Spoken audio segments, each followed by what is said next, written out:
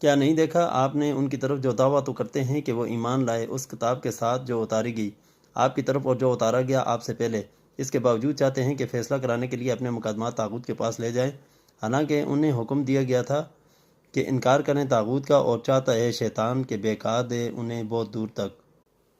پیر محمد کرم شاہ الازہری اپنی مشہور تفسیر ضیاء القرآن میں لکھتے ہیں کہ ان آیات کے شان نزول کے متعلق علماء تفسیر و حدیث نے یہ واقعہ ذکر کیا ہے کہ ایک یہودی اور ایک منافق کے درمیان تنازع ہو گیا۔ فیصلہ نبی کریم صلی اللہ علیہ وسلم کے پاس آیا تو یہودی حق پر تھا، اس لیے فیصلہ بھی اسی کے حق میں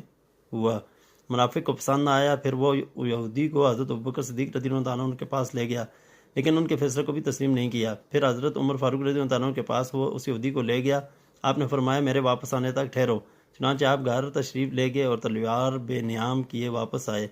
اور منافق کا سار قلم کر دیا اور فرمایا جو اللہ اور اس کے رسول کے فیصلے کو تسلیم نہیں کرتا میں اس کا یوں فیصلہ کرتا ہوں۔